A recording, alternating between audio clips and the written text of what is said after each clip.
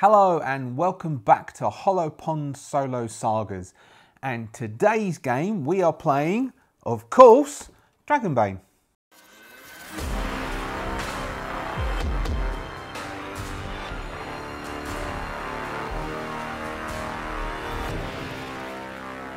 So we are on session 20 of this mission, which is the third mission to go and get the cooling stones from the Wizard's Tower. Thank you very much for keeping with us during these stories. If you are a subscriber, thank you very much for subscribing as ever. If you're not a subscriber, please do hit the subscription button and subscribe. We don't know what happens next within these stories, but it'll keep you informed. So, where did we leave our intrepid adventurers? Where did we leave Quackbane, Gorum and Eartha? We left them just at the top, about to enter the final part of the Mage's Refuge, which is the current mission that we're doing. There are 5 missions in the campaign within the box set for the Solo Alone in the Deepfall Breach guide. This is the third of the 5. The final part is where we're entering. So what had happened last session? We were climbing the endless stairs. We fought some skeletons. There was a bit of an Escher's changes in stairs. Now, one of the things that I did say I was going to do at the end of that session, during that session, was I said that if we defeated the skeletons, I would do a treasure pull. I completely forgot to do that, and so I am going to. If I was DMing and my party turned up and they said, "You forgot to do that treasure pull for us," I'd go, "All right then, let's do a pull. I'll give you 2 treasures from the deck, and we'll see what you get, and then we'll retrofit that in." So. And then I'll go for, I've got some other information. So we've got number 1, Rusty now. Roll evade. If you fail, you suffer D6 damage. Armor has no effect. And we have 2, adventuring gear. Oh, some adventuring gear. All right, let's roll a D6 for the adventuring gear.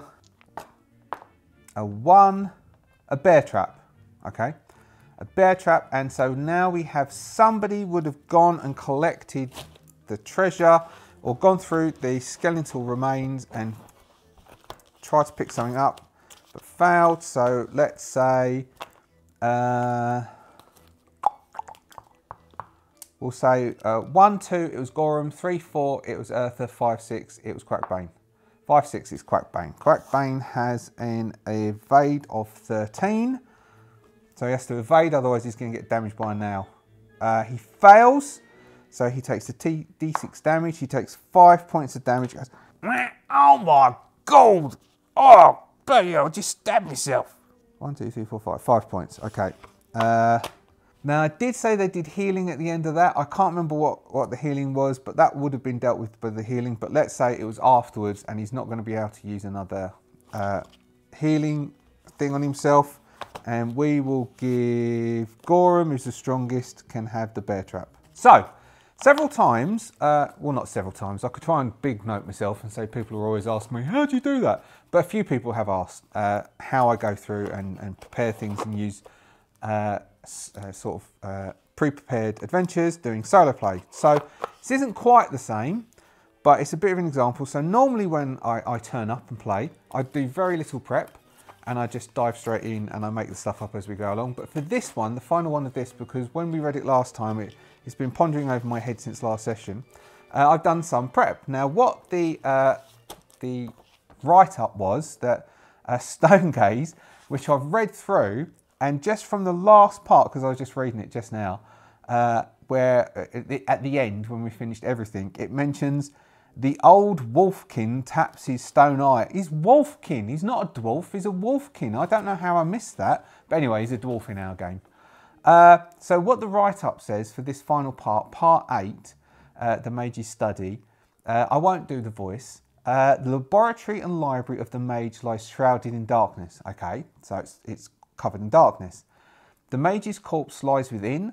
The last vestige of their magic still warding off intruders. Take only what you've come for, the calling stone, which will be your salvation. So, I also thought, if you look through a lot of the monsters within the bestiary, loads of the really interesting ones are only damaged by magical weapons or take half damage from non-magical weapons. So I'm thinking to make it more interesting as we move forwards, if we move forwards after this one directly and we don't start another session with another game and then come back to Quackbane later. But them getting magical weapons would actually be quite handy. Now, the only way they're going to get a magic weapon in the pathway we've got at the moment is by finishing the next 2 mission paths, and then they end this campaign with the World Breaker weapon. 1 magical weapon. It's a good one, but 1 magical, like it's a proper good magical weapon, but it's just 1 magic weapon. So, based on the fact that we're in the Mage's Lair, based on the fact that the Mage is there, it is possible using a magical spell. Give me 2 seconds, I'll look it up. Right, so the General Magic School of Magic, there is a spell called Magic Seal. Magic Seal requires a spell called Transference. Transference requires a spell called Magic Shield. Magic Shield requires a spell of Protectorate or Dispel, and those are base level spells. So it's a long chain to get Magic Seal, but with Magic Seal, you can bind a spell to an inanimate object of your choice. The power level, basically you can create a magic weapon. And then using a higher level spell, Permanence, you can basically create a permanent magic item, a magic weapon. So you can create them, but you need to have access to rank 5 spells to do that. So we could go and get a magical item created, incredibly expensive. Or we find magic items. Now, a magic item would be useful in general, like we've got those potions. We haven't had to use some, but we might need to use some today. But we also like to get a magic weapon, end of this pathway, and it also seems that Dragonbane is not a magic rich. So basically I googled some magic items, and one person said Dragonbane is more sword than sorcery when it comes to sword and sorcery. Which it does seem like it. So magic isn't very big, which is fine because I'm not one for using magic, and magic, as I've discussed in the previous episode, I don't really create magic users. I never have done. I've always seen it as I've been quite an academically minded person, and so I always, when I played brute force fighter characters that did very little thinking, apart from when they really had to. I didn't like preparing spells. I didn't like thinking about that stuff, and so that bleeds into my solo play. And it's a thing that I need to push myself on to try and do more magic users. So if we play some other, so if we play Forgotten Lands, or we go back and we start doing some Ironsworn, which I'd really fancy doing some more Ironsworn at some point, I might play a magic user just to try and just think in that realm instead. But doing prep, so I thought, well, okay, well, let's say within this magic, so this is a laboratory and library, the study of a mage who's quite powerful. And possibly they are still laying here, or at least their magic is so powerful it still lasts here. There may be some other magic items around here. So I created 2 magic weapons, quite basic. So one is a dagger of the Finding Flame. It has +1 skill, so you get +1 to your skill, and it does +1 fire damage, because I also noticed a lot of monsters get fall damage from fire. So you only get +1 damage, but it's fire damage, so it's burning them, so they'll take full damage from it. And the other one I created was a Bastard Sword of Flame, which you can apply a +1 d4 rather, burning fire damage once per attack for 2 will points. And it also always grants a boon to attacks. So, but they're 2 magic items, magic weapons. Also, I found someone who'd done something called a Soothing Stone. Once per day, remove 1 condition, and the Knight's Amulet of Withstanding, which is once per day, restore a d6 hit points when it's activated. So those 4 items are scattered around this dark study. So I envisaged it being tiny little dots of light in amongst this huge expansive space, and possibly one big glow of light, which is the cooling stone, which is hidden there. So I've now, as a DM, I've sort of created a space and I've put them out there. Now, because I'm also the player, I now need to make it, what would me as a DM, a GM, what would I do to stop my player going across? So they're going to have to explore in darkness.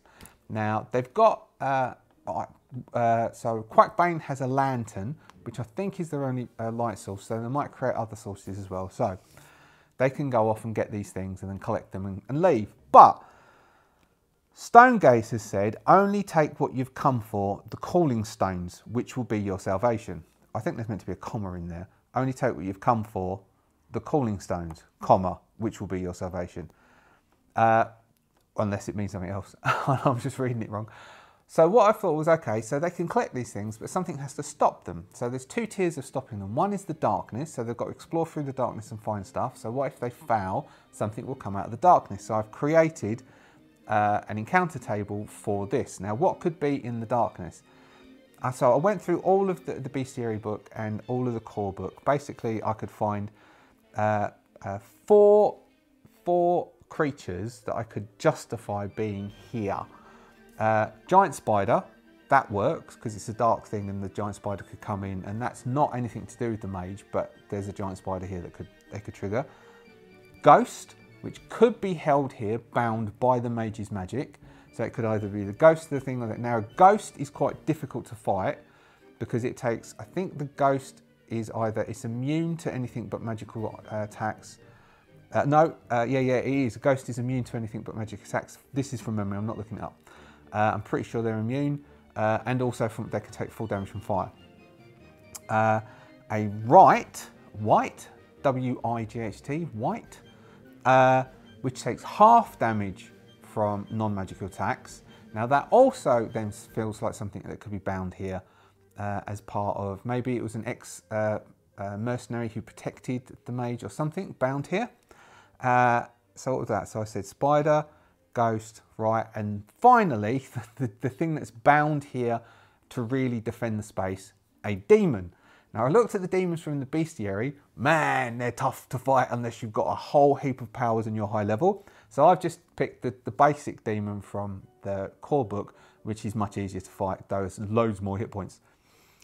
So we've got these four things that would ladder around here, and also of course there's traps. We could just have traps around here. So then I thought, all right, so the demon's quite difficult to fight, and the ghost is quite difficult to fight. So we will have the demon and the ghost will appear if they take anything but the calling stone. As a DM, as a GM, I know this. My players, who is also me, don't know this. And so we will have that if they leave. Now what we basically can do is if they leave this room with more than just the calling stones, they will trigger. If it's one item they've taken, because they might not find anything, it will trigger the ghost. More than one item will trigger the demon. Now there is of course a way to get out of here without walking through the door. They're going to have calling stones. Think about it. When we get there, we'll do a dice roll and we'll see if one of them has thought of that way out. As a GM, I would have thought that's a way out. I'll let them take that if they think of it. But as my players, which is also me, I can't just do that because I've obviously created the way out. So those two will only appear. The demon and the ghost will only appear if they try to leave with more than just the calling stones. The rest, so that's the trap, spider and right, will appear if they do failures whilst they're exploring this space. So that's about, this clock says 15 minutes. I don't think there's a lot taken out of that. So it's probably about 10 minutes, probably about 10 minutes of prep for this. But we can see this is me trying to show, people have asked how you do the solo stuff. So this is part how you do solo stuff as well. So we'll do that. So my encounter table for the room is 1 to 3. It's a trap, which will be a D2 trap. Using the rules from the solo book, they can do a spot hidden. If they roll trap, I'll do spot hidden. If they do, they'll see it. If they fail, then they need to do an evade roll to avoid the 2d6 damage. That's 1 to 3. 4, 5, giant spider appears. 6, the white appears and they have to fight a white. That there is basically my prep. So that's the prep I have done for this. I've got a table of 4 items. We'll roll a d4 if they go hunting into those points of light. If the 5th one is going to be definitely the calling stones, which is a bigger glow of light. They could just go to the big glow of light and get out, but as far as I'm concerned, Quackbane is after treasure. Gorham is after the adventure, so wouldn't want to come in and go out. Eartha is the only one who might possibly just want to go and collect the calling stones and get out again. Bosh. Prep. I did some prep. So, we will now return to the what have we got? So threat is 3, threat hasn't triggered yet, and I still can't remember what the threat was, but I do remember that I should have looked it up. Let us continue with our story, shall we? So, they get to the top of the stairs and they've looked in through the room, and it was Gorham who went first, if I remember. So Gorham's going, so It's quite dark in there, but I can just about make stuff out with my orcish vision. But I don't think you two are going to be able to see anything. Oh no, hold on. Eartha? Yes, Gorham. Can you see in the dark, Eartha, love? Don't call me love, Gorham. And yes, I can. It's Quackbane who hasn't got night vision. I know, but I do have a lantern, don't I? Now, can we stop with the chitty-chatty? Because I personally am getting a bit hungry, and I want to go home. I want to see that stone gaze and go, bloody hell, stone gaze, why do you keep sending us somewhere so dangerous? Okay, so what are we going to do? Well, as I have said on several occasions, Eartha, my furry friend, I am leadership material. So, let's have a look through the doorway. It is dark in there, isn't it? Right, I can see some dots of light spotted around this room. Can you two see that? Yeah, I can. But I tell you, even with my vision, it's quite difficult to see what's in there. I think it's magically protected. Ah, let me have a look-see about what I can remember about magical protection. I've been getting good at this. So what we've got Myths and Legends. He's only got a 5 in Myths and Legends. 3! He really is getting good at this. Now then, this here is known as magical darkness. Yes, I think I would have worked that one out.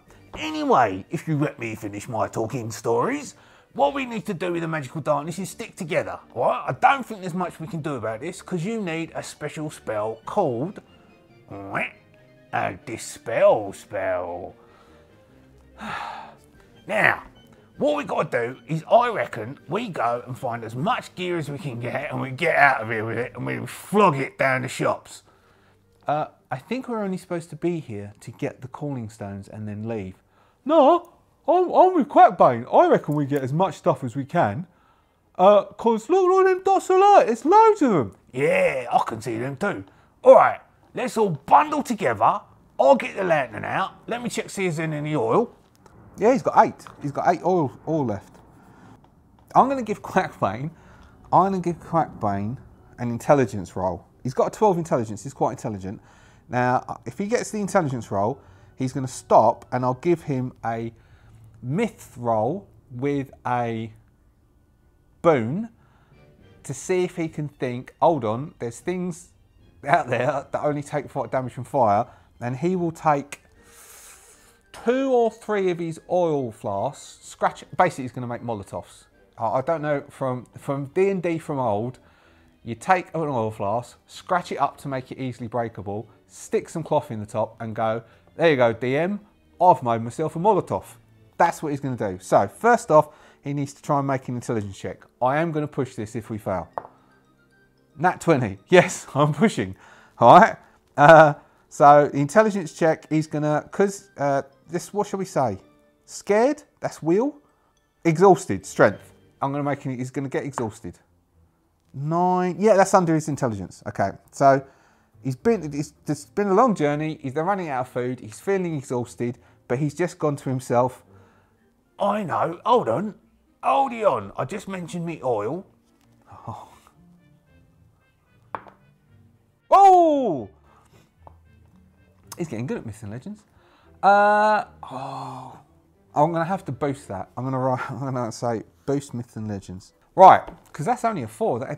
He's only got 5 in it. You two? Yes.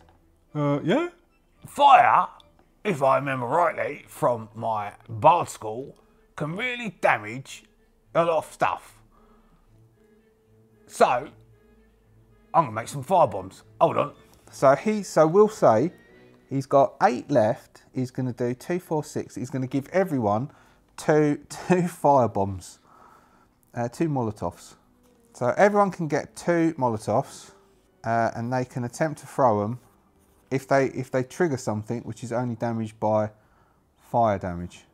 So he'll spend time doing that. I can't remember what this threat is, but that will take enough time to do that. And they've not entered yet, so he's sitting out there. He's getting his knife out, or is his knife damaged? His knife's damaged. He's getting his dagger out, and he's scratching through it. His dagger's only got 4 durability left.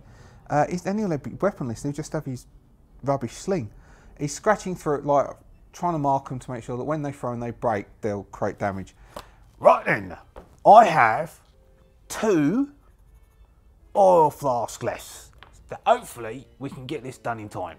So stick together, get your sword ready, Gorham, get your bow ready, Eartha. Let's go find some gear. I know I got distracted just then. That was because this is I took the day off today. Because I'm still suffering from jet lag. I've still got the phases of it. I'm not sleeping properly. Anyway, that was my daughter. She has been, her teachers have selected her to help other kids read because she's really good at reading and because of her storytelling abilities. Sorry, I'm a proud father. Sorry. Anyway, sorry to distract you with my nonsense, my personal nonsense. It's not what you've come here for. It's this voice, isn't it? Right, so they go into, I'm not going to cut that. They go into the room. They're sneaking in. The three of them are standing almost back to back. You've got Gorham sort of up front, Quackbane sort of leaning around outside him, dagger in one hand, Lyre across the front of his chest this time, dagger over here, lantern holding out, like edging forwards, like round the side of Gorham, so Gorham can... Quackbane, I don't need the light. Yes, you do, Gorham. We all do. Eartha is behind. I also got the image of that thing where people where in comp things where they're all back to back and they're shuffling around in circles. I think it was in Red Dwarf actually. They shuffle around in circles so no one's actually at the back. And they're edging into the room and they're going to randomly start picking a direction to go to explore some of the small dots of light. Is Eartha going to really kick up a fuss? Will Eartha cause a fuss and not want to do this? Oh, very much no. Eartha is very much on board with this now. She's decided, no, let's just go for it. Let's see if we can get some goodies and get out of here with something smashing. Because she's only got her poxy bow and she wouldn't mind something better as well. So they're all edging over and they're going to go through. Now, let's see. Let's use Quackbane first. Even though Gorham and Eartha, but Quackbane, Leadership material. Listen to what I'm saying. he is going to make an awareness roll. What he could do... No, it'll just make a plain awareness roll to start off with. If he fails it, then we'll... if he fails it, I don't know, maybe we'll say 3 strikes and we trigger something. Or maybe each fail, we'll do an evade roll and we'll see if we trigger something. If we fail an evade, the person who fails the roll needs to make an evade. If they succeed the evade, then they've fixed up their problem, but they've not progressed anywhere. 15 is a fail. Oh God, are we going to go straight into a combat? Yes. So his evade is 13 and his awareness was 11. So Crackman goes, all right, hold on. There's something over there. Let's go and have a look. And they edge over. Now, what do they trigger? So what we've got is got 1 to 3 trap, 4, 5 spider, 6 right. Trap. Okay. So they're edging forwards towards an area and Crackbane goes, Wait here. I'm going to go have a look. So he's going to go over. Now what we've got spot hidden, 5. He's got a 5 for spot hidden. Oh man. Oh, there's a chest. Let me open it. Crackbane. Failed. Now he's got to roll evade, which is a 13. Otherwise, an explosion goes off in his face. 18, he fails. Quackbane, no! Okay, so there's a table which says what the trap is. D20. D20? Yeah. 6. An entangling snare. All right. So this sticky thing explodes. There's a poof, and this thing splats into Quackbane's face, coats down him. Oh man, we could, instead of doing damage, I could give him a Bane on any dex-based thing, because he's agility-based thing. So what would that give him? That would be evading. All right, so it coats down him. Or we could trigger this, going up 1 to get rid of him. Anyway, so the trap goes off. Let's do 2d6 damage against him. I think he's going to have a healing potion. He gets 9 points of damage. 1, 2, 3, 4, 5, 6, 7, 8, 9. That puts him on 13. He's taken 13 hit points. He has 1 hit point remaining. It exploded. The snare is burning into his feathery, downy flesh, as he's held back. Oh my God! Can someone get me out? They will spend... We'll click this on one. I don't know what we'll trigger with this. Maybe we'll just trigger either the spider, the right, or a trap each time we knock that on, because I can't remember what that was, and I don't think it matters, does it? Does it, people? Hey, it don't matter, do it? So it's burning through him.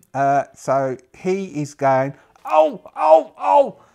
Gorham and Eartha will dash over, and they will both attempt to help him out. Now, what shall we do? There was a thing in here which says something to cut. Oh, it's under spider. It's spider's webs. The spider is number 1 on here. 9 points of damage in a single attack. All right, so Gorham is going to attempt to hack and get rid of... so let's say they both need to do a success. So Gorham cuts one through easily. And then Eartha's got her spear, which is only a D8 plus 4. Oh, 9. All right, so they both cut through. And in one turn, actually, I might do that then, because they both did it. And I won't trigger that up one. So they both do it. They hack it through, and from Crackbane, he's like, oh, oh, oh, oh. Now, they can rest, but that does that. So I think Crackbane is better off. He's going to take a healing potion. He feels absolutely done for. He's going to take a healing potion. Now, I don't know whether a healing potion is supposed to get rid of a condition, but I'm going to say that a 2d6, 50 gold healing potion will heal him of complete hit points and get rid of one condition. So he'll get rid of the exhausted condition and he'll get all of his healing back. But sadly, he's consumed a 50 gold healing potion, which means that we need to go and buy another healing potion, because if one of them monsters turns up, we're going to need the healing. So we failed once. One failure. Crackbane? Oh, yes, Gorham. You know, that potion tasted just like pineapple. Can I go first now? All right then, what are you going to do? Right, so he's got an awareness of 10. He is going to go, but Crackbane is going to use his noggin, and Crackbane is going to get out the lyre, and he's going to play as they're moving forwards, quietly under his breath. He's going to go, now, Gorham, hold the lantern. Eartha, keep your eyes peeled. Let's check it out before we get one in the snout. I didn't like that chest. I thought it was for the best, but instead I got a mush full of webs. Keep your eyes out, Gorham. Keep your eyes out, Eartha. Let's tiptoe forwards and find ourselves some treasure. so that will take up one of his... That was all right. That's all right. That's 1 will point, and then Gorham is going to get a boon. I'm remembering Boon and Banes in doing his awareness roll. Oh, he both succeeded anyway. So we get a success as we're tiptoeing forwards, and we start moving towards something that looks quite interesting. One of the things of light. I've got a feeling that just going straight towards the things of light and giving ourselves a prize doesn't actually sound that fair. So we'll give him another one, and we'll give him another boon because it seems a bit like weird. So we've gone through. We've just avoided. There was some. So instead of bumping into a bench with all glass and stuff on it, Eartha and Crackbane are like, oh, as Gorham instead moves a stool tucks the stool under the bench and then continues passing through. So then he's going to do another. Let's do another awareness roll. He's got a good awareness, or we could do will. Let's give him an intelligence. Nah, I don't know. His intelligence isn't bad. Let's give him an intelligence of, I don't know, so his strength. Let's give him an intelligence, maybe the same as Crackbane's strength, which is a 7. So it's going to have an intelligence of 7. So this is him making an intelligent choice to evade something and go across and find one of the dots of light. And if he succeeds, we'll give him a roll, and we'll say a 5 and 6 on a d6 is nothing, but a 1 to 4 is one of these things. So he's got to get under a 7. No, failing. Okay, so that fails. So then we'll do, then encounter something. A 5. What was a 5? Spider. Okay. So we could give him the same as with the trap. We could say if he makes a spot hidden and then an evade, we avoid fighting the spider. Otherwise, we fight the spider. So he's got a spot hidden, which we would say is we'll give him a 10, which is his awareness. A 10 for he doesn't get the boons and I said it right, the boons anymore. A 2, he spots it, so he sees some webs, and he's about to walk into some webs, which will trigger the spider. So now he needs to roll an evade, which is an 8. 14. No, he fails to evade it. Now we did say that we don't give him pushes, didn't we? Oh, he's got a Bane on intelligent rolls as well, so he shouldn't have even got that. So that didn't, that's all right. Okay, so he triggers a spider. So we'll fight a spider. We'll see if we can decimate a spider quickly. Spiders are quite tough. All right, so what do we have? I'm going to repurpose. I've got this the skellies from last one and call that spider, but we do have the spider has a ferocity of 2, so it gets 2 attacks. So the spider gets 2 pull. Okay, so what I'm going to say is, so we've all gone through. Gorham has about to walk into, spots the spider's web, is about to walk into it, bumps into it because he didn't get his evade roll, but because he did the spot, he sees it there, he will go, spider! And then everyone is aware, so we don't have people getting, so the spider's not going to get to ambush us. All right. Oh, I don't know whether to do, let's do the spider first, get it over and done with. Terrible. All right, now we'll do Gorham. Now we'll do Eartha. Now we'll do Crackbane. All right, so we have the spider gets to go first. Then Crackbane gets to go. Then Eartha gets to go. Then Crackbane gets to go. Then we have the spider again. Then we have Gorham. We might switch Crackbane and Gorham. So Gorham gets to do some hacking before Crackbane gets to go again to try and see if he can do some damage on that spider. And mind you, we'll see how we go for the spider doing its attack. So first up, the spider drops down from above them and does his spidery attacky goodness. What does he do? 1. Mandibles. The spider's serrated mandibles swish through the air like scimitars. The attack inflicts D8 slashing damage on an opponent. Alright, so who shall it attack? If it attacks Crackbane first, Crackbane can attempt to evade, but Crackbane's boon would be good for them. Let's give Crackbane, let's say it's going to go against Crackbane, and Crackbane is going to attempt to evade. So Crackbane has got a 13 evade. 13 exactly. So Crackbane evades the slashy spider attack. So the spider goes. Now Crackbane goes. So Eartha. Alright, Eartha is going to pull her. Now it doesn't need fire, which is best off saving the fire.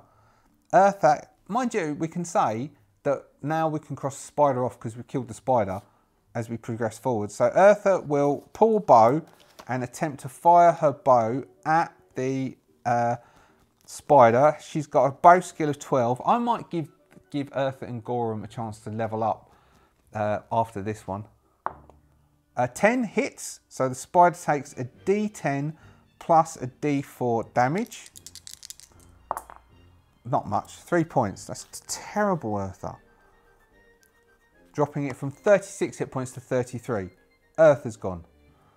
Gorham. Gorham is going to take advantage of this, and Gorham is going to stride in with his broadsword and say, "That's not how you do it, Eartha. This is how you do it." A 1. He rolled a 1. That's outstanding. Okay. What's he going to do? He could do double damage, couldn't he? He can either get... No, it's not double damage. What do you get with a 1? An instant second attack, bypassing armour. It's not got any armour. Bypassing armour. Alright, we're going to do double damage, which is... So this is 2d6, so he gets 4d6. Where's my other d6? 4d6 plus a d4. So he charges in, screaming.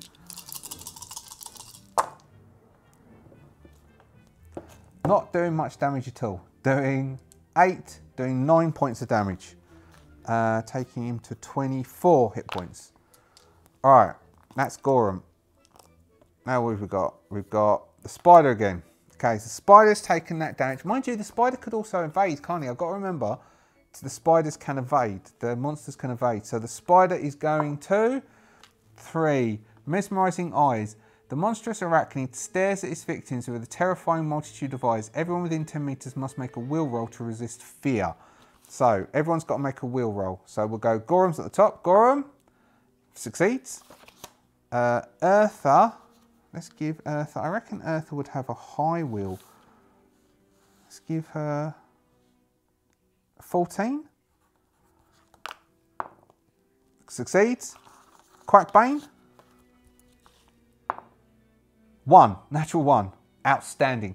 So the spider comes down and goes, "Gonna get ya," but with lots more eyes. Imagine it with more eyes.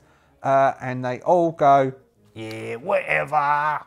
And now we have Quackbane. Now, Quackbane may give everyone a boon on this. This might be more beneficial because his weapon doesn't do that much damage. So instead, he's going to spend a will point using his lyre of magical, glorious music and go, "Oh my god, it's another spider. They're big and hairy and they're after ya. Let's all pull off its legs one by one. Don't give it a chance to get us." Very short. Short but sweet. End of round 1. Into round 2. What will happen to the battle? We are all watching with bated breath as our team of 4 take on this terrible creature. Do we know that they'll survive? No, we do not, but it's highly likely because I don't really kill my characters off very easily. I once ran a D&D campaign for ages and no one died. Anyway, here we go. Spider. Oh, bloody spider. Hey! Take that, spider. Gorum. Eartha. Oh, there's a chance Quackbane goes first. Oh, we don't want Quackbane to go first, do we? Quackbane. Ha ha ha. And Quackbane. So if Quackbane goes first, then his thing triggers, it fails. So Quackbane will switch with Gorum. So we have Gorum, Spider, Eartha, Quackbane, Quackbane, Spider. Gorum goes first. Gorum is going to charge in, boosted by his last attack, screaming, saying, "Ah!" Getting a hit on a 9, doing 2d6 plus a d4 in damage. Come on, Gorum. Doing 13 points. That's cool. Dropping the spider down to 11. He swings in, diving into the spider, going in right close, hacks across and takes one of its legs clean off. It rears up, green ichor spilling across the floor in front of Gorum and Quackbane, who have got in close, screeching as it's now been dropped to 11 hit points. Spider. Spider is going to be a bit peeved with that. I'd say if he does a targeted attack, it's definitely going for Gorum. 6, ramming attack. With a great leap, the spider launches its massive body at an opponent, Gorum. The attack inflicts 2d6 bludgeoning damage and knocks the victim down. Alright, so Gorum is going to take 2d6 bludgeoning damage. And Gorum gets knocked on his bum. On his bum. Or is it? He's only got 9 hit points left. So he takes 5 points, dropping him down to 4 hit points. And he gets knocked down. So how am I going to mark that? Well, remember for me that Gorum is on his bottom.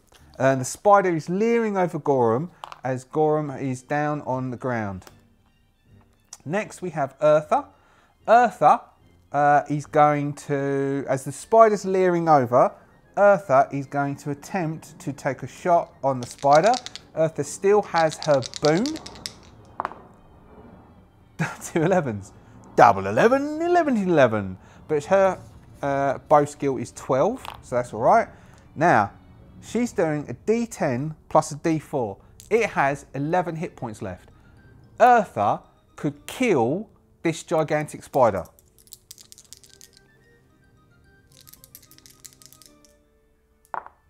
But she doesn't. She does 7 hit points to it. It doesn't have armor, does it? No, it doesn't. 7, 8, 9, 10, 11. I didn't use my fingers just then. 4 hit points remaining. Who's next? Quackbane. Okay.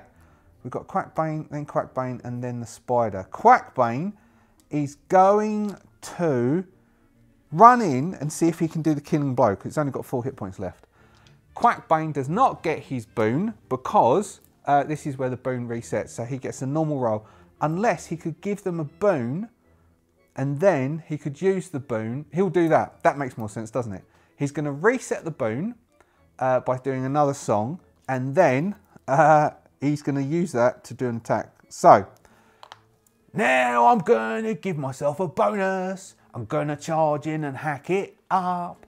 I'm gonna get the killing blow. Glory! then he charges in. If he rolls a 1, I'm going to be very excited. Like this, I'll go, ooh. No, I'll go, ooh. Oh, a 2. You nearly heard me say ooh. So he charges in. Now, he gets to do a D8 plus 4. I might just do a D8 plus 4 and then he's going to get another attack because he might get a 1 then. And he might just kill it anyway. D8 plus 4 for his dagger. He kills it anyway. 7 points. So he runs in, hacks it up, hacking up. They find a treasure. So, spider went down. That was all right. We're getting good at this. We're getting better. I don't know how we're getting better. I don't know. Oh, mind you, we've got one extra person. We've got Eartha. So Eartha, having Eartha and Gorum, I know there's a solo for Dragonbane, but I would strongly advise you, if you're playing Dragonbane solo, get some companions. Don't go solo, because or give yourself more feats. Give yourself some additional feats that will actually give you the equivalent of having more of you fighting, because some of those monsters with their double frosties, really, and that this sort of attacks, just the one of you, it ain't gonna work. I strongly suggest that Dragonbane solo is not made for a solo one character. So let's give them a pull of the treasure deck. Let's just take a big pile, because I've got those additional ones by Philip Reed. I pulled some of them out because they were just a bit too mundane. What have we got? We'll just give 1. Yeah, 1. Adventuring gear. Oh, it's boring. I'm going to give another one. A rat dives out of the bottom. No, I'm not going to do that. Here we go. Jeweled necklace. Oh, it's gold. They might be able to replace that potion. Okay, it is 1, 2, 3, 4, 5, 6. 1, 2. It's a sapphire jeweled necklace worth, what we got? 12, 13, 130 gold. 130 gold. They could get 2 potions. I'm just going to whack down 130 gold. Where are we? 130 gold. So they could. Next time they go to town, they could go and buy 2 of those potions to replace the one that got consumed, keeping Quackbane alive after the bomb went off. So the quiet settles the battlefield, and there's a slow dripping sound as that ichor that's spread out starts dripping off of some of the overhanging chains and onto the ground. This is going to be a long one, isn't it? As they've now triggered that. Now, I might give them, because they did that, and though Gorum failed it, we'll give them a roll on finding something. So they're at a spot of light. It's ahead of them. There's a spot of light. They went to one of the random spots of light. If they 1, 2, 3, 4 will be one of these magic items. 5 and 6, it's nothing. 1. Knight's Amulet of Withstanding. So, they have found this amulet, like goes around your neck amulet, and it glows and it's golden. They are going to have to make, so Quackbane can make a Myths and Legends roll. Intelligence, has he got a boot? No, he's not got any banes on anything. So he's going to make a Myths and Legends roll, and then he'll know what it is. Yes. Wowee, you are really doing really well on Myths and Legends. Oh my lord, I think that is the Knight's Amulet of Withstanding of old. That will do some healing. If no one minds, I'm going to take that. So he will wear the amulet, which means that once a day he can restore 1d6 hit points when activated. We'll say it's a free action. Now, this means they have one item. So if they walk through that door with that one item, they are going to get done by by a big thing. So now let's say, are they going to go? So I could decide and say, yeah, go and get another small one. Or will they go and get the cooling stones? Is Eartha going to say, go get the cooling stones? Very much so. Eartha's gonna start to stress, and because I rolled very much so, instead of like ignoring her, we're gonna follow what the dice say, and they're gonna go, all right, darling, stop going on. All right, we'll go and get the cooling stones. So they'll now start to manoeuvre themselves over. Eartha, who was then saying, look, this is getting silly. We need to go, and we need to go and get the thing that we came for. It's great that you found something, but then we might have them. Once they've got the cooling stones, we'll do another roll and see if they go get something else. Go, I want a magic weapon. So Eartha leads the way. She has an awareness of 12. She's going to attempt to lead the way and get them to the cooling stone safely. An 11 successfully. So she evades as she gets there. And now, because they're getting close to where the cooling stone is, she is going to try sneaking up, and she will try and sneak up and get the cooling stone. 14 exactly. Her sneak is 14. Her sneak is 14 exactly, and that was 14 exactly. So she sneaks up. There's it's a very large silken pillow. The pillow itself is emitting this very. It's not bright, blinding light. It's a dull light. As she gets closer to it, she can clearly see, but the range of the light is only quite short. It's almost like a spotlight that's falling down onto these cooling stones and keeping them illuminated. And she reaches out to touch them. Let's give her an evade with evade is 12, with a boon, not to trigger something. I don't know. Something might trigger. I just have a sense that something will trigger. So it fails. Okay. So I'm going to say that this is trapped. She'll still get them, but it's trapped, and the trap will go off. Her awareness is 12. Failing, she fails to be aware of it. I think it's like, hold on, no, it's spot hidden. If the trap is not yet sprung, spot hidden, stay out of trouble. Oh, the spider wouldn't even have been. All right then, we'll give her another awareness. If she succeeds, it's fine. It's fine, okay, because otherwise we shouldn't have fought the spider, because it says with traps, which if it's the same thing, if the spot hidden succeeds, then you stay out of trouble. If you activate the trap, you can respond to make a roll such as an evade to avoid its effects. So she sees something, grabs the stones, and nothing is triggered. We now have the cooling stones. Now we have cooling stones. How cooling stones work is one stone. So they've both got sort of sigils inscribed on. One looks like home, and the other one is return. So you leave the home where you want home to be, and then you activate return, and you teleport to where home is. Are you thinking about how they can get out the door? They will all need to be basically standing around and touching the return stone, and then they will all go to wherever the home stone is. Now, can they think of it, how they could get out of here without triggering? Now, first off, they've got to realise that there's something around the outside of the door as they approach the door. But are they going to try? Are they going to try and get more items? No. Okay. No, they're not. Oh, I wanted a magic. Oh, I want a magic weapon. They're going to have to get a load of gold to get. They've not got enough gold to buy a magic item. All right, the next mission, I'm going to have to try. I'm going to chuck a magic item in there as well. See if they can get it. Oh, well, they don't get a magic weapon. Oh, bum. So they'll approach. Eartha will convince them. Eartha is going to attempt to convince them. Gorham and Dragonbane have had enough of. Oh, I'm going to be so sexist. Enough of her nagging. All right, we'll go. All right, we'll go. I was enjoying myself, but that's all right. I'm not allowed to enjoy myself, am I? No, I've got to go. That's all right. I don't mind. Let's go. They head back towards the door. Now, I'm going to give them all I can give them all a plain awareness roll, or in Quackbane's sense, he's spotted in is terrible, but his awareness is all right. If we give him a spot hit, let's give Quackbane gets a spot hidden. No. Let's give him awareness. 11 away. Oh, yeah. Okay. We've got Gorum awareness. Yes. Eartha awareness. Yes. Okay. So because all three made an awareness, I don't feel so bad about cheating about Quackbane's awareness.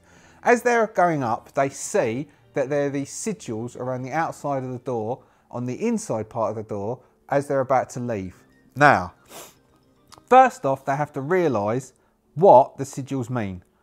I'm going to give Eartha not Gorum. I don't think Gorum would know. All right, Gorum's got a Bane on intelligence rolls. So, was awareness intelligence? Oh, he shouldn't have done that success. Anyway, let's give him another roll. No, Gorum would... Oh, it doesn't matter. Shh. Gorum gets a Bane on an intelligence roll. Oh, it succeeds. He's got an intelligence of 7. It succeeds. Okay, so his intelligence succeeds. Now we will give Eartha. Eartha gets a plain intelligence roll. We'll give her an intelligence of... She seems intelligence of 14. Succeeds. All right, let's write her intelligence down. In 14. And then Quackbane will get a Myths and Legends. No, he fails Myths and Legends. That's the first time so far, this bit. Let's push it. He's going to push his Myths and Legends. Oh, failing again. I don't know how many times you're allowed to push it. I'm going to use Will for that one. So he's getting a bit nervous because there's these sigils and he doesn't know what they are. So they've spotted sigils. They don't know what they are. What could we do? Let's give Eartha a Myths and Legends, which is a basic, which would be her basic.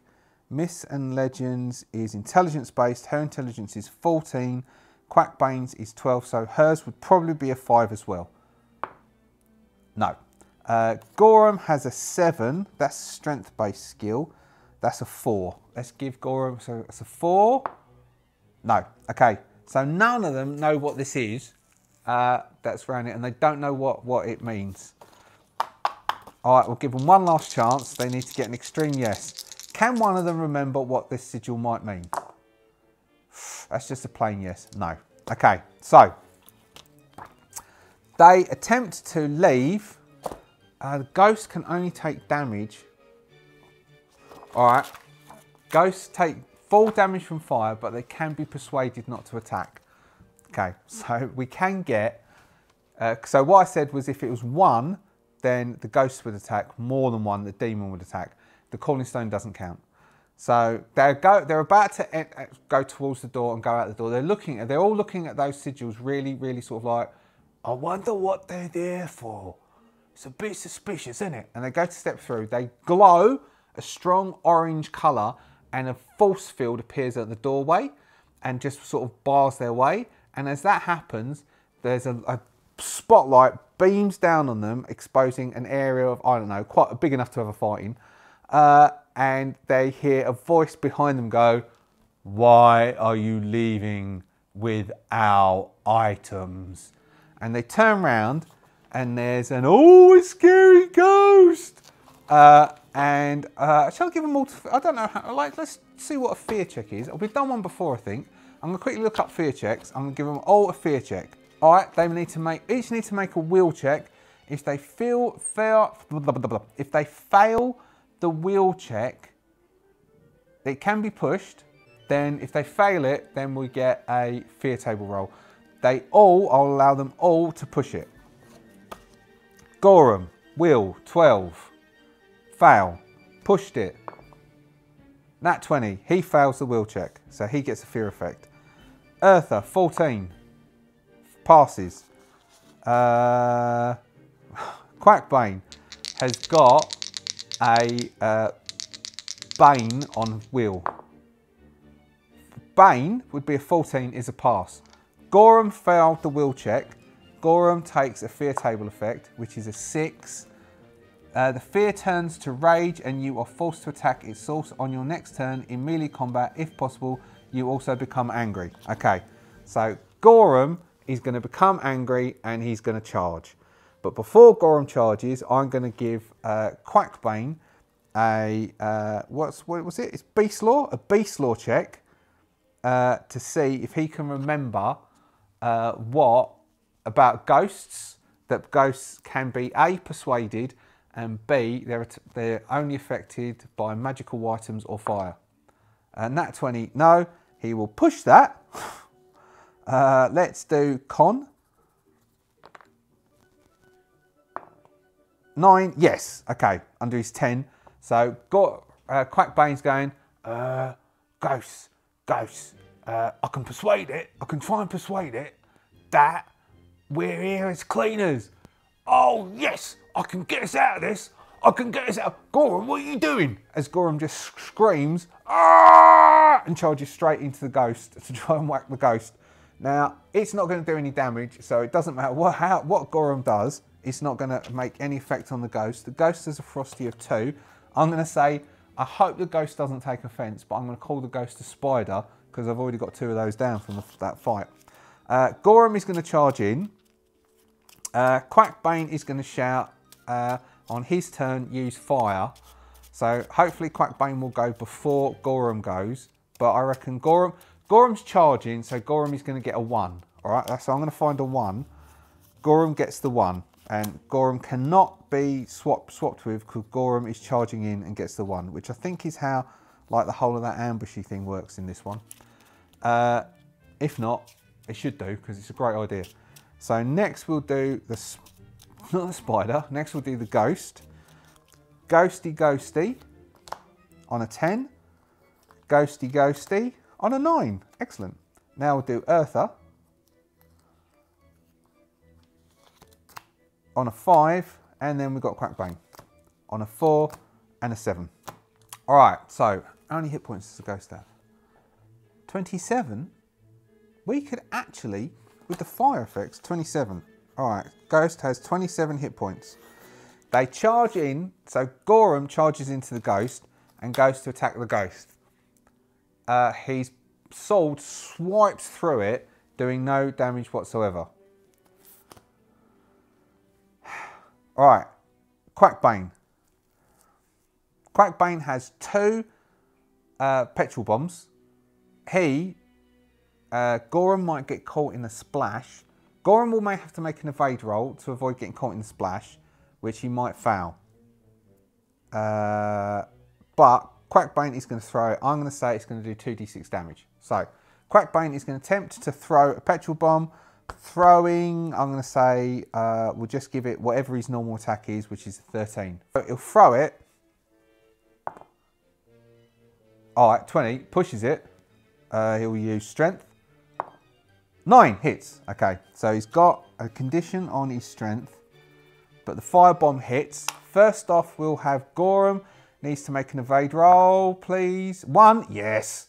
And we'll do 2d6 damage on the ghost as the petrol, the oil hits him, ignites, doing 11 points of damage, taking it down to 16. I've no idea if this sounds right and it works, but the ghost screams as the fire engulfs it. Eartha, in seeing that, will attempt to do the same thing. She's got 12s, 19, failing. We could have her push it. No, we won't have her push it. We'll leave that as that, so that fails. Then we've got Quackbane again. Otherwise, the ghost is going to get 2 attacks and he's going to muck them up like no one's business. All right, so Quackbane is going to try again. 12 hitting, doing 2d6 damage. Can't kill it because it's got 16 hit points left. But 10 points does a good chunk of it, taking it down to 6 hit points. All right, Ghosty. The ghost is going, the ghostest with the mostest is going, we probably might need those fear effects. The ghost is going to do a ghost attack. 1, Ghost Strike. The ghost lunges at a player character within 10 meters, Gorum, and strikes with great force. The victim is knocked back 2d6 meters, suffers the same amount of bludgeoning damage, and lands prone. Gorum has not got much hit points left. Gorum, I think, is going down at this point. 5. Gorham's got 4 hit points left. Gorham goes down to 0 hit points. Gorham is going to take another critical damage. All right, this is not great at all. And then it is going to start laughing like anyone's business and do another one of its attacks. 3. Sorry about that. Ghost Screech. The undead face contorts into a horrible grimace and lets out a scream that chills the souls of everybody. Everyone needs to make a will check to resist fear. So we have Eartha. Succeeds. Quackbane has got a Bane on a will check. It's got 14s. 14 and a 1. So Quackbane also succeeds. Alright, so we've got Gorham is down. So Gorham is going to need some healing quite swiftly. Gorham is out. Round 2. Round 2, and they fight for their lives. We have a ghost. The ghost is on fire. We haven't seen this in a merry long time. On 6 hit points, the ghost is going to try and stay alive. The ghost goes 7th. And then it goes... Oh, bum. Someone best get a 1. Then we've got Eartha. Come on, Quackbane. 3 and... No. Okay. Ghost gets to attack first. Whatever the ghost does, someone is going to have to evade the ghost. We've got Ghost, Quackbane, Eartha, Ghost, Quackbane. So Quackbane will use his last go to evade whatever the ghost does and hopes he gets it. 4. Death Stare. The ghost towers over a player character, staring directly into their soul with its dead eyes. The victim sees their life pass before their eyes and is tormented by grotesque visions of all their dead friends and foes. The victims become scared, suffers a fear attack, and gets a Bane on their will roll. He's already got 1 Bane. Alright, so Quackbane on the first instance is going to attempt to evade this attack. He has an evade of 13. The evade is a agility. Does he have? Nope, he's still okay for agility. Come on! 13. His evade is 13. Okay, so that's exactly what he needed. So the ghost leers over him, stares into his eyes, goes, "Ah!" And Quackbane hides his face, goes, "Oh, bugger off!" And then he gets to attack. Now, Quackbane could attempt to sing. How are we going for this? No. All right, 1 fire attack off of Earth with a success will kill it, but she could roll 2 1s or under 6. So I think this is better, that Quackbane is going to attempt to roll out of the way, which means he needs to make an evade roll to not take an attack from this thing. Failing, but that means it's not going to do an attack anyway, is it? Because it doesn't do attacks in the same way. And I think one of its monster attacks is too powerful. So even though I've done that, I'm ignoring it. You can say what you like. Then he is going to think, oh, go on. Yeah, he made it. No, he didn't. He failed again. And then he will, Quackbane is going to attempt to throw the oil, his last oil, but we're not going to give Quackbane any chance to re-roll this because of him trying to avoid that attack. He's got 13s, 6 hits. The fire cracks in. Is Eartha going to be close enough? No, but Gorham's body is close enough. So Gorham's body is close enough. Will that kill Gorham? I don't want to kill Gorham. We will then have to use the healing potion. So if Gorham fails a invade, he's got an evade of 8. No, he fails. Okay, so we're going to have to say Gorham is on fire. We're going to have to use the last healing potion, a 75 gold, 3d6 healing potion, bring Gorham back up again. And if we use it, we will not give him a critical because it's magic that heals him. Anyway. Fire damage on the ghosty with the mosty. Takes 11 points of damage. It had 6 points remaining. The ghost screeches as the fire engulfs the ghost. There's a burst of energy and the gate falls and there's a sigh that falls down. All of those little points of light around the area go out and the whole thing falls into darkness. Quackbane rushes over to Gorham, who's on fire, and takes his cloak off, covers him over in the cloak, and rolls him around in the cloak to put the fire out. As Eartha runs up behind Quackbane, reaches into Quackbane's belt pouch, and pulls out the final healing potion, the 75 gold healing potion. I'm going to write 75 gold equals 3d6 to try and remind myself. And he's going to pour it down Gorham's throat. Healing Gorham, 3d6. 12 points. Healing Gorham to 4 hit points. Gorham is a bit singed and he's spluttering as the healing magic envelops him. There's a glow comes out of his eyes and his mouth, and he is then healed 4 hit points. They drag him out as a stone door comes slamming down, sealing this room for all of eternity. All of those good items they could have got. And they will slowly make their way back to Stonegaze, which I think there's a way of going back. Let's double check with this. Okay, if they can make an awareness or sneaking roll to get out, awareness of 11, sneaking of 7. So we will say that we're going to say that Quackbane is going to lead the way. And he's going to take the lead and say, all right, leadership potential, let's go, let's go. And he leads them back, because we've been going ages. This is going to be a really long way. I haven't done a really long way in ages. He leads them back through all the tunnels and back up and back to Stonegaze. Stonegaze is going to be overjoyed. Oh, you have returned. And you have returned with the Calling Stone. This will work very well. We need to just make sure that the home one stays here and the return one is with you. For example, if you're in a room and you wanted to get out, you could throw the home one out the door and summon yourself to there and not trigger any traps. Oh, bum. We should have thought of that. Gorham, you might not have died.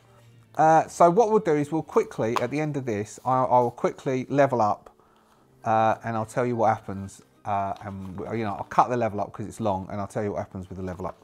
All right, so Eartha was only basically her. So to level up, you need to roll higher than your skill that was already before, and you get a certain number of pips. Eartha's only her acrobatics went up. Gorham, everything went up really. His awareness went up, his evade went up, and broadswords went up.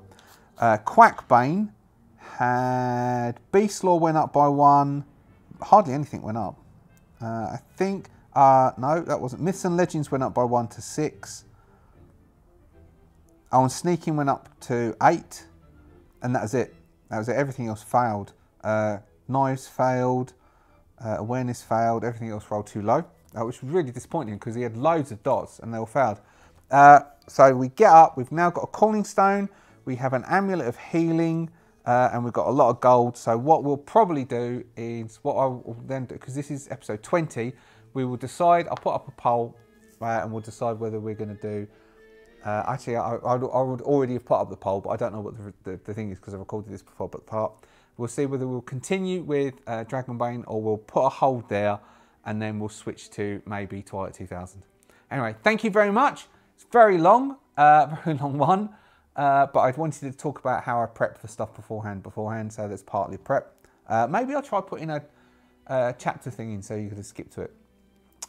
If you are a subscriber, thank you very much for your subscription. I very much appreciate it. It gives me the energy to keep going. If you aren't a subscriber yet, please may I ask if you do subscribe, it'll help us heaps, and adding to an additional subscription number.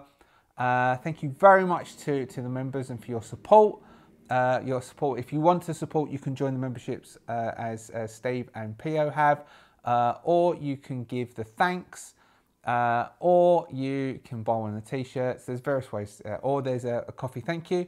All of these things are much appreciated and they do help perpetuate this, because buying books and I go through heaps of these sticky labels. But thank you very much for all your support, and even your support especially your support watching this all the way to the end. We will continue with Quackbane's adventure possibly next, but we'll see. Thank you very much. Have a good one.